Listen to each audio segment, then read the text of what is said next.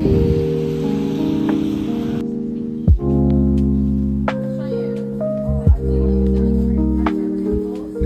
guys. Today I have one class. Monday. So magre-ready lang ako bago pumunta ng school. Hindi naman ako pwedeng mag-makeup ngayon kasi ang topic daw namin is eyebrow tinting and lash tinting. So, mag-skincare lang ako tapos yun na. Tapos ayusin ko lang yung buhok ko. If you guys are wondering bakit naka all black ako, kasi yun yung dress code namin. We can wear white top pero mostly all black talaga. Hi Kiki! Say hi! Ganyan lang siya pag nagre-ready ako at alam niyang aalis na ako. Tahimik lang siya. Sa last vlog, I mentioned about changing my program. Kasi yung last program ko was accounting and finance. And I don't know why, kung anong pumasok sa utak ko, bakit ako nag-accounting and finance. Ay, mali. Kung bakit ako nag-accounting and finance is because I thought kaya ko. Hindi pala. Kasi my type of learning, yung visual learner. Hindi ko kaya yung lahat by the book. Wala, not like, basta yan, hindi ko kaya ng lahat by the book. I need to see someone doing it before malaman ko kung ano yung gagawin ko. So, hindi ko kaya yung, babasahin ko yung instructions and that. Tapos, wala akong matututunan. So, kailangan makita ko muna yung gagawin. And, syempre, pag sa accounting, saan ka makakakita ng ganon? Usually by the book naman talaga lahat. So, yan, tumakbo ko away from math, from figures, from calculating. Even though, I think next year, mag-aaral kami about spa management ata yung pangalan nung tawag dito. Pangalan nung course na yun. Pero yun, matututunan namin yun. So, hopefully, mapasa ko naman siya. So, ngayon, maglilip tint na lang ako. Ang klase ko lang naman ngayon ay waxing. So, and yung klase ko is 12:35 ang start. So, yeah. 12:35 yung class hanggang 4:15. So, I'll see if I can film inside the class. Kasi usually hindi talaga pwede. So, hindi ko din alam kung ba't ginagawa tong vlog na to. Kung hindi naman kami pwedeng mag-film inside the classroom. So, try kong ng snippets and stuff. But, yeah.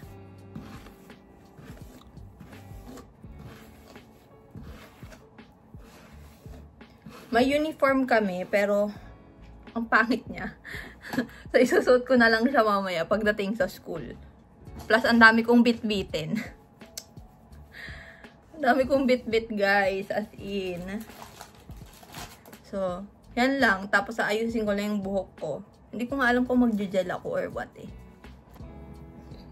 Ayusin ko na lang yung buhok ko. Tapos, baka kumain ako siguro. Or hindi na rin. Pero, yeah.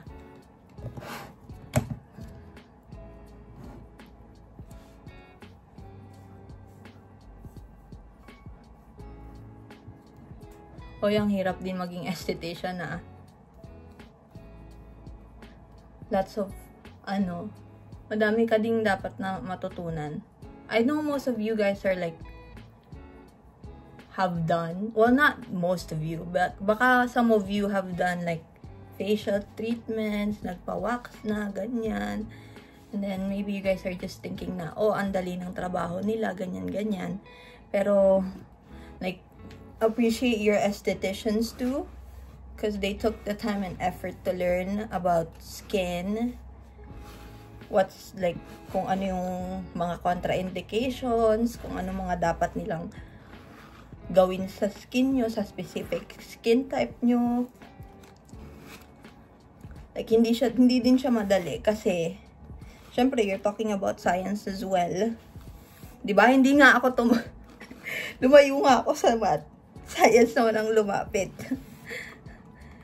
So, i-appreciate nyo din yung mga esthetician nyo kasi, hindi siya madali. Syempre, hindi naman kami basta-basta pwede na gumawa na lang ng facial sa inyo nang hindi naman naiintindihan yung skin. Or hindi naman kami pwedeng mag-recommend ng product nang hindi namin alam yung ingredients. Kasi, edi kulong kami. So yeah, appreciate your esthetician or those esthetician students na pinagtatanungan nyo. Kasi, hindi nga siya madali.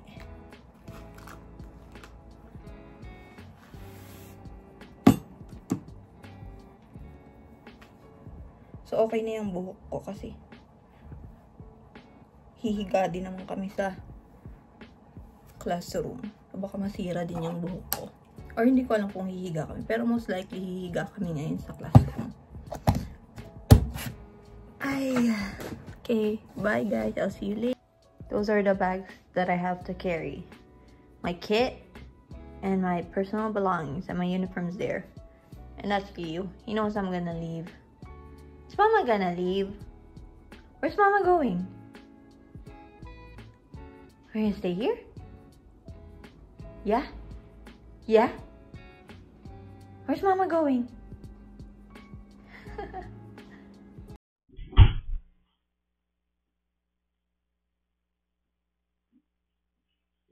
You can stay here, okay?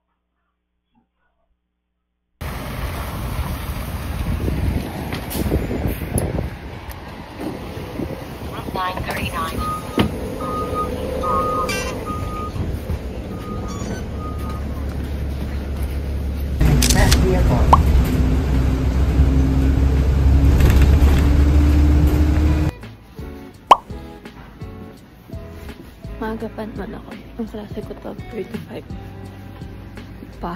Pero ngayon, I think 12 na ata. So, kasi kailangan pa magpalit ng sapatos tsaka ng uniform.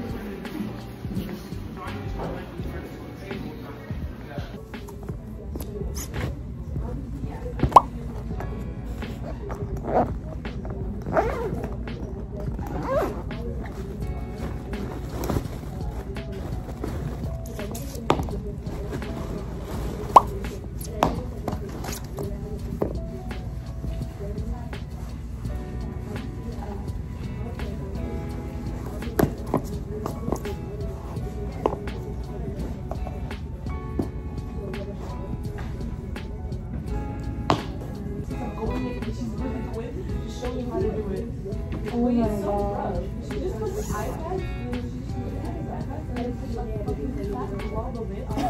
and it just stays on there. Oh my. The eyebrows that big. And then like that. I just keep like taking water and just waiting. I'm trying to do it 3 times.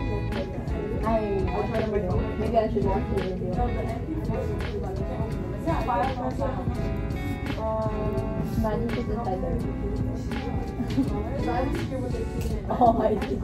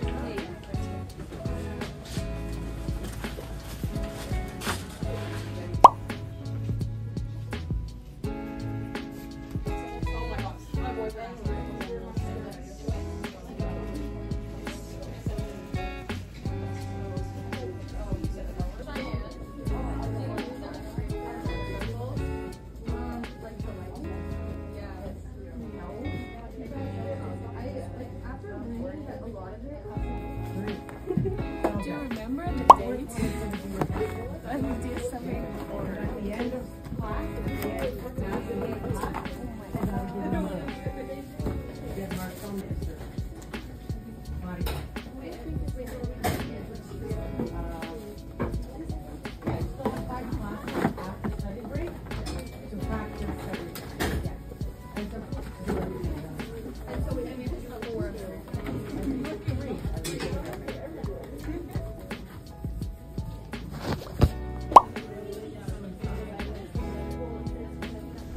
Bye, Miss.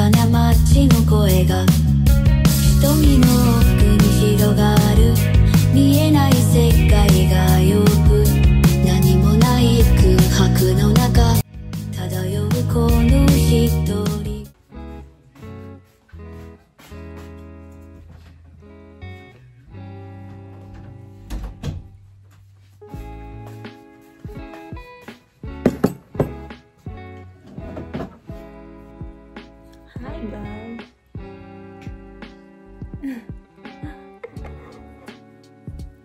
I'm going to eat now, pero kanina when I got home, tulog lang ako saglit. Kasi sobrang pagod. If you guys can notice, I don't know if halata siya, pero mas dark ata yung kilay ko ngayon. So, yun yung... Actually, kanina mas dark pa nga yan eh. And I guess that's the downside of being an esthetician. Since we can't practice on actual people, we have to practice with ourselves. So, kailangan magtulungan kaming mga magkakaklase para magawa yung dapat namin gawin. So, okay lang naman kasi medyo nabura ko naman siya kanina. Kasi yung kaklase ko, medyo na-darkenan niya yung dito sa may front area. And I didn't like that. So, pero okay lang naman since, like what I said, practice pa nga lang. And then, nabura ko naman siya. So, okay lang din. Now, I'm gonna watch while eating. Kasi I think wala naman akong homework. Sana wala akong homework. Na-check ko na wala akong homework. So, yeah. I'm gonna go eat and watch. Then, maybe later after that, sleep. No, actually, no. I have to clean up. I have to take a shower, sleep. Then, tomorrow's another day.